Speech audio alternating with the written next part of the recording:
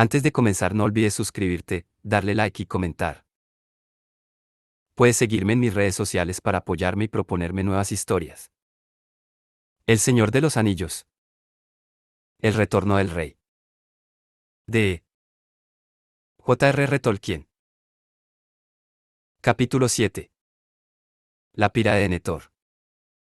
Cuando la sombra negra se retiró de la puerta, Gandalf se quedó sentado, inmóvil.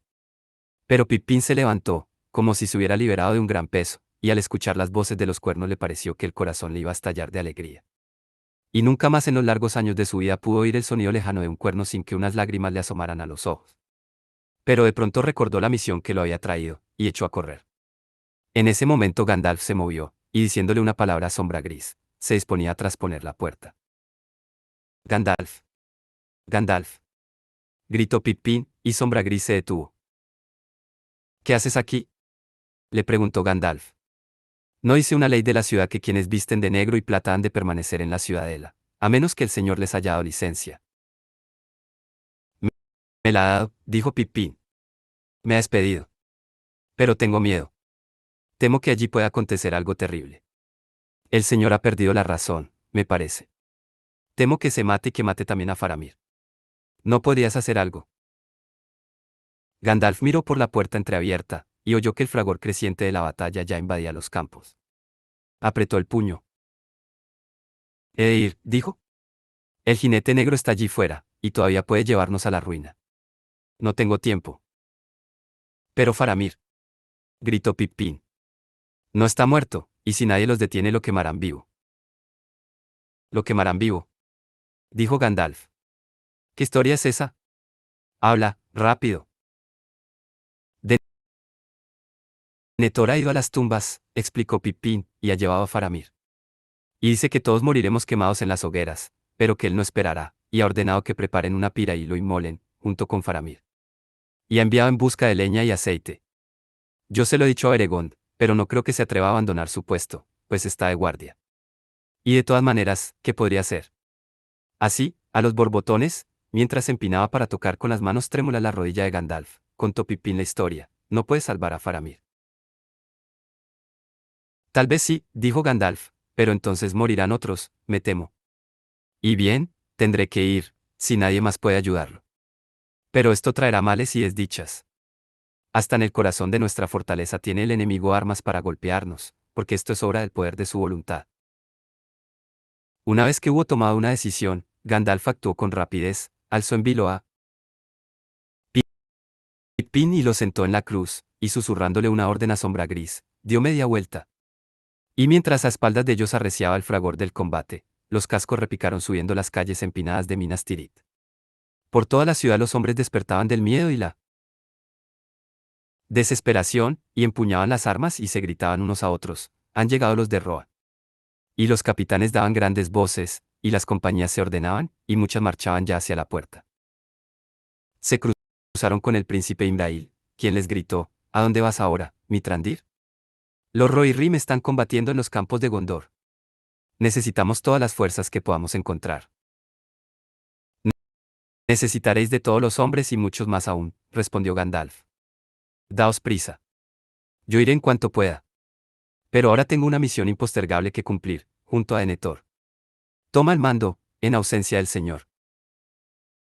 Continuaron galopando, y a medida que ascendían y se acercaban a la ciudadela, sentían el azote del viento en las mejillas, y divisaban a lo lejos el resplandor de la mañana, una luz que aumentaba en el cielo del sur. Pero no tenían muchas esperanzas, ignoraban qué desdichas encontrarían, y temían llegar demasiado tarde. Las tinieblas se están disipando, dijo Gandalf, pero todavía pesan sobre la ciudad. En la puerta de la ciudadela no encontraron ningún guardia. Entonces Beregond ha de haber ido allí, dijo Pippin, más esperanzado. Dieron media vuelta, y corrieron por el camino que llevaba a la puerta cerrada. Estaba abierta de par en par y el portero yacía ante ella. Lo habían matado y le habían robado la llave. Hora del enemigo, dijo Gandalf. Estos son los golpes con que se deleita, enconando al amigo contra el amigo, transformando en confusión la lealtad. Se apeó del caballo y con un ademán le ordenó a Sombra Gris que volviese al establo, porque has de saber, amigo mío, le dijo, que tú y yo tendríamos que haber galopado hasta los campos ya hace tiempo, pero otros asuntos me retienen. Ven rápido, si te llamo.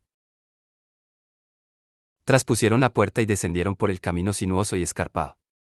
La luz crecía, y las columnas elevadas y las figuras esculpidas que flanqueaban el sendero desfilaban lentamente como fantasmas grises.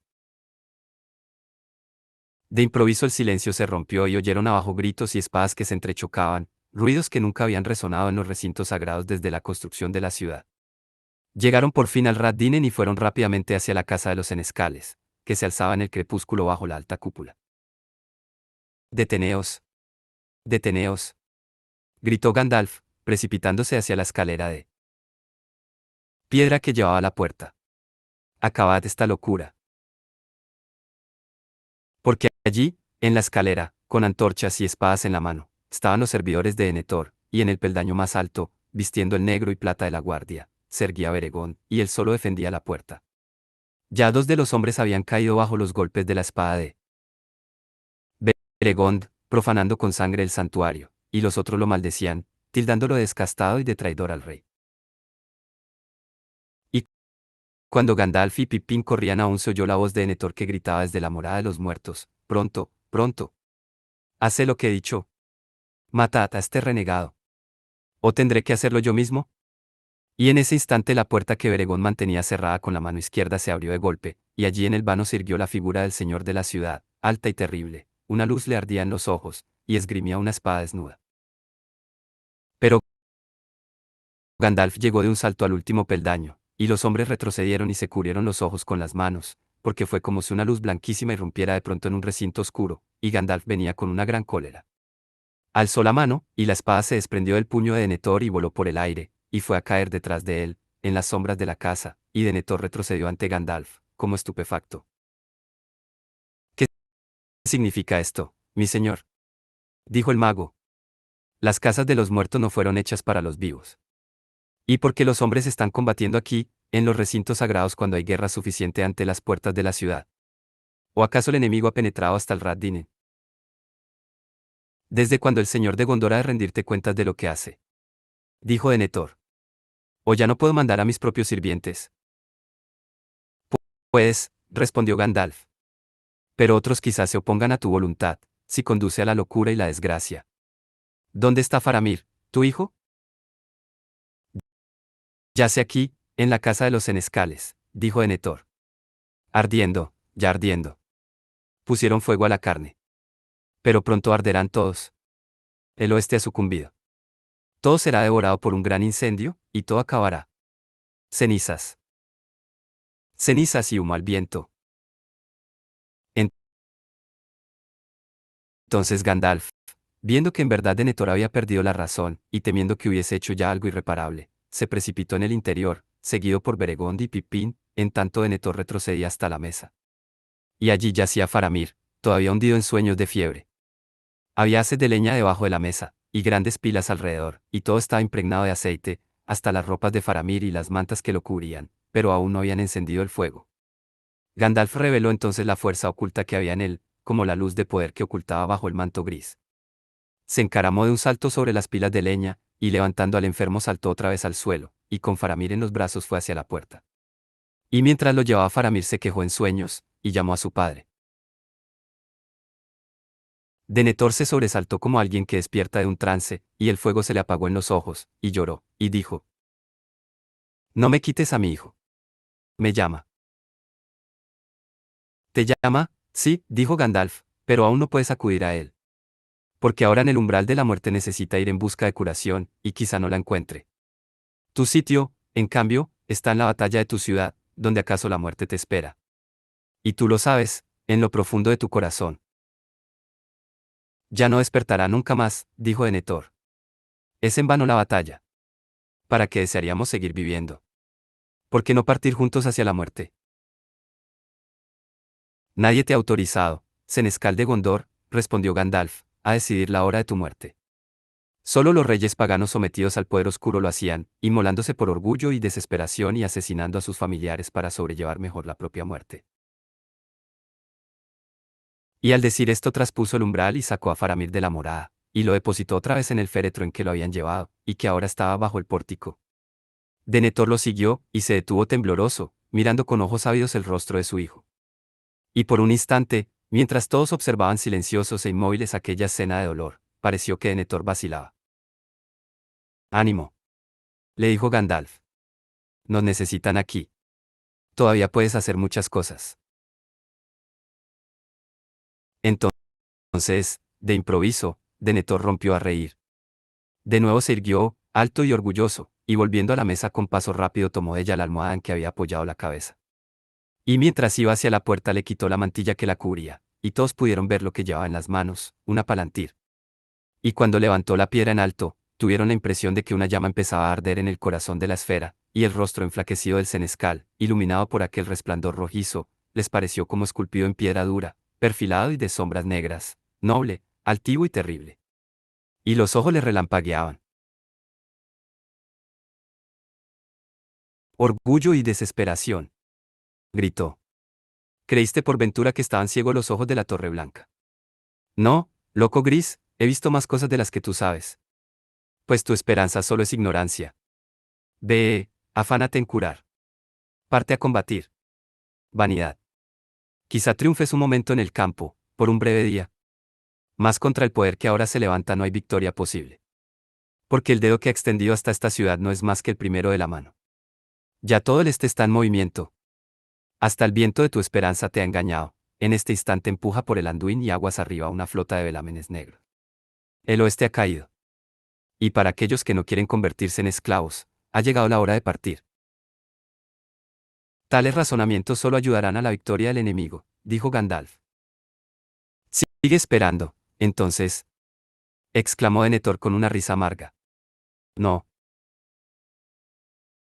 ¿Te conozco acaso, Mitrandir? Lo que tú esperas es gobernar en mi lugar, estar siempre tú, detrás de cada trono, en el norte, en el sur, en el oeste.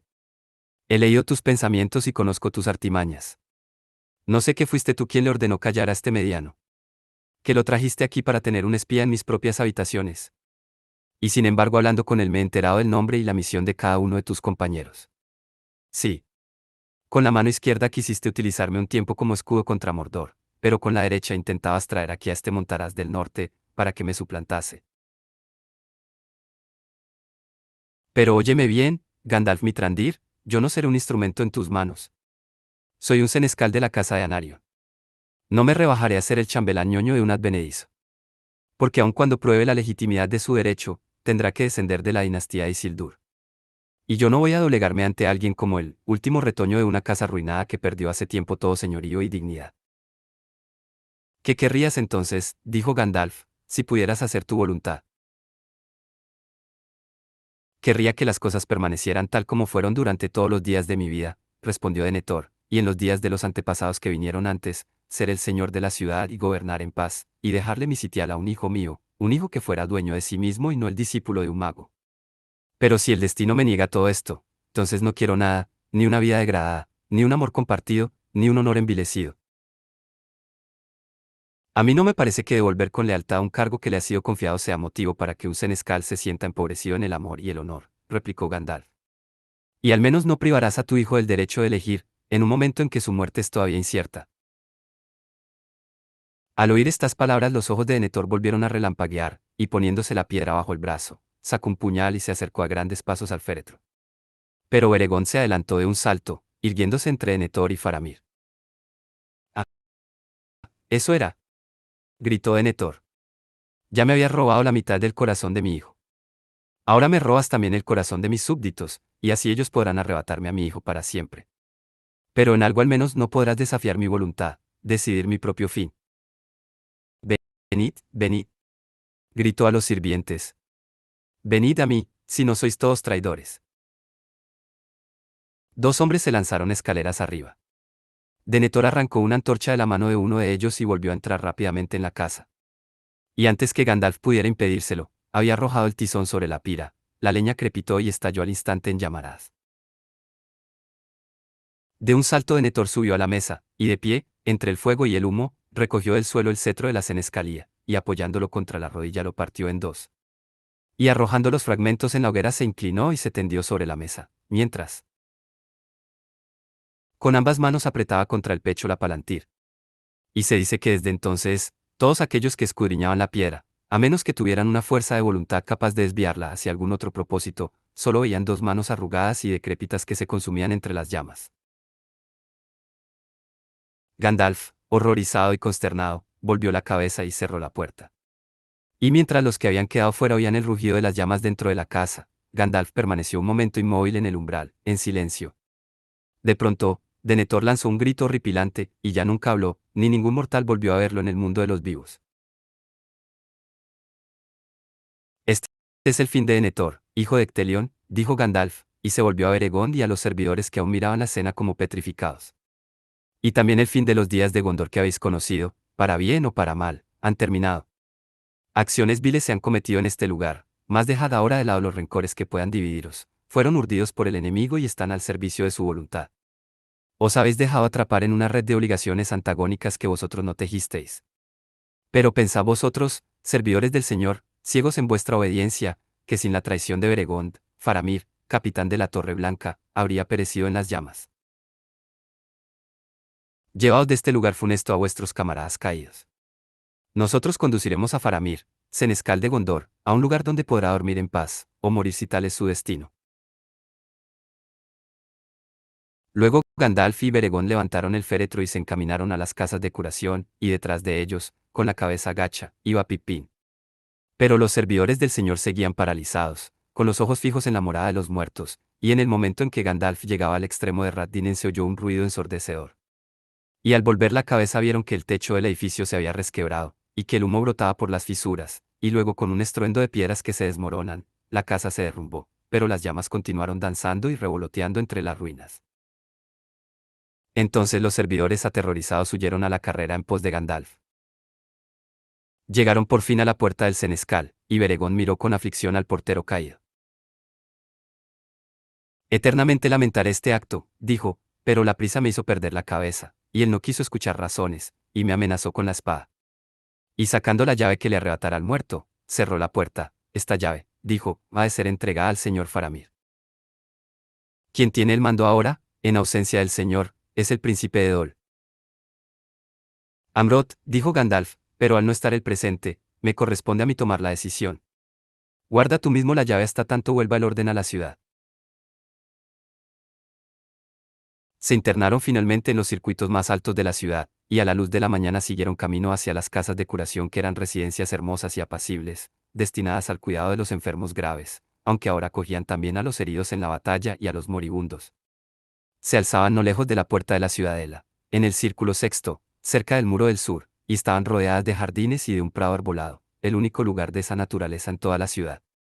Allí moraban las pocas mujeres a quienes, porque eran hábiles en las artes de curar o de ayudar a los curadores, se les había permitido quedarse en Minas Tirith.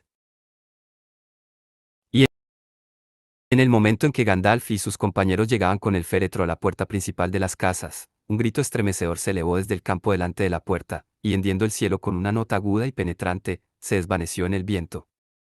Fue un grito tan terrible que por un instante todos quedaron inmóviles, pero en cuanto hubo pasado sintieron de pronto que la esperanza les reanimaba los corazones, una esperanza que no conocían desde que llegara del este la oscuridad, y tuvieron la impresión de que la luz era más clara, y que por detrás de las nubes asomaba el sol.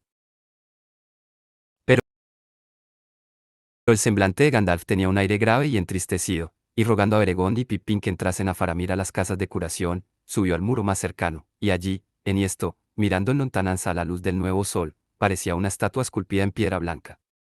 Y mirando así, y por los poderes que le habían sido dados, supo todo lo que había acontecido, y cuando Eomer se separó del frente de batalla y se detuvo junto a los que yacían en el campo, Gandalf suspiró, y ciñéndose la capa se alejó de los muros.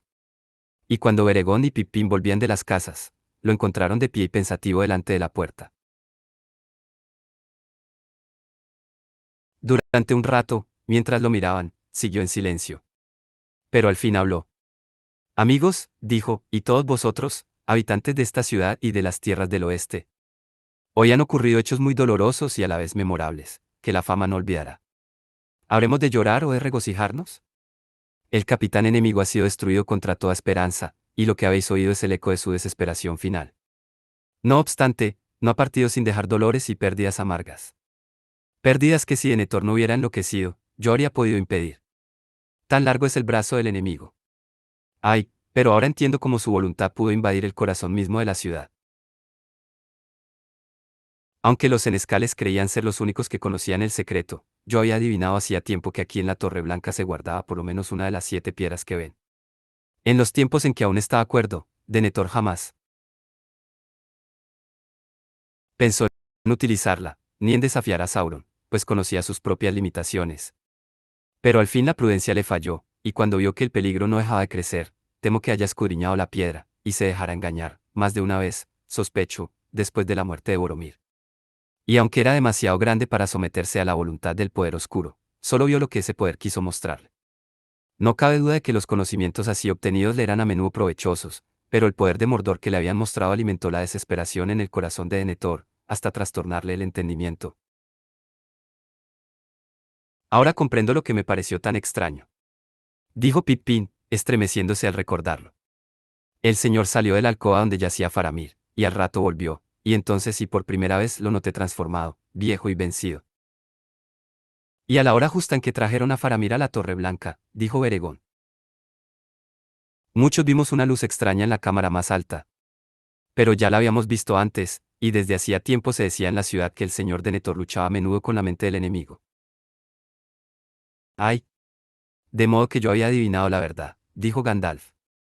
Así fue como entró la voluntad de Sauron en Minas Tirith, y por este motivo he tenido que retrasarme aquí. Y aún estaré obligado a quedarme, pues pronto tendré a otros bajo mi cuidado, además de Faramir. Ahora he de ir al encuentro de los que están llegando. Lo que he visto en el campo me es muy doloroso, y acaso nos esperen nuevos pesares. Tú, Pippin, ven conmigo. Pero tú, Beregond, volverás a la ciudadela, e informarás al jefe de la guardia. Mucho me temo que él tenga que separarte de la guardia, mas dile, si me está permitido darle un consejo, que convendría enviarte a las casas de curación, como custodia y servidor de tu capitán, para estar junto a él cuando despierte, si alguna vez despierta. Porque fuiste tú quien lo salvó de las llamas. Ve ahora. Yo no tardaré en regresar. Y dicho esto dio media vuelta y fue con Pippin hacia la parte baja de la ciudad. Y mientras apretaban el paso, el viento trajo consigo una lluvia gris, y todas las hogueras se anegaron, y una gran humareda se alzó delante de ellos.